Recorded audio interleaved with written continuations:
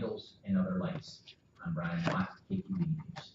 Support for KQED comes from Q Drinks, makers of carbonated mixers, including Q Tonic Water. Q Drinks make your drinks spectacular. Support for NPR comes from the William T. Grant Foundation, supporting research to improve the lives of young people. Their new initiative asks how to reduce inequality and give all young people a chance to get ahead. More at WTGrantFoundation.org. And by the listeners of KQED. It's expected to be partly cloudy throughout the day today. We'll have high temperatures in the 50s, and we're expecting northwesterly winds from 10 to 20 miles per hour. San Francisco will top out at 54 degrees this afternoon. Sacramento will have a high of 56. Oakland expecting 57 degrees. And Devin, what is going on at the scene right now? At the scene right now, as you mentioned, they have paused their work.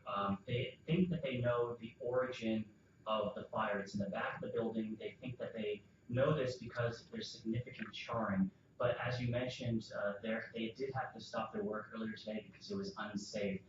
They've been talking about removing some of this debris bucket by bucket, doing this just really arduous work, partly because they just want to respect the scene and humanely remove the victims. They made that very clear in every announcement that they've made. So I think that's where they are right now. When you say they might know the location of the start of the fire, you had reports of eyewitnesses inside the building saying they thought they saw it start in one particular living space, but do they know why?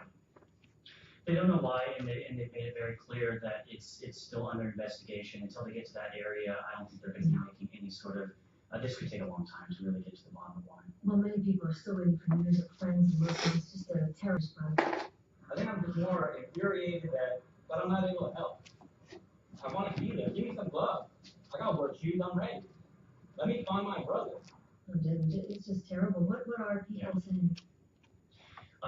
It's more of that. I mean, it's interesting in Oakland that a lot of people knew somebody or knew somebody who knows somebody who was in this building.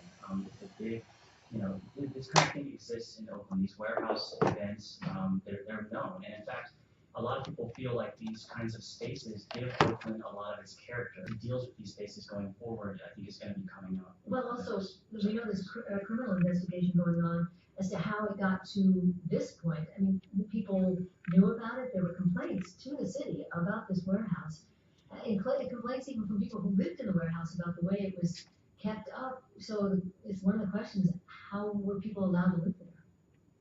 And just to be clear, the Alameda County District Attorney has launched its criminal investigation team, has activated its criminal investigation team, so there's no official investigation.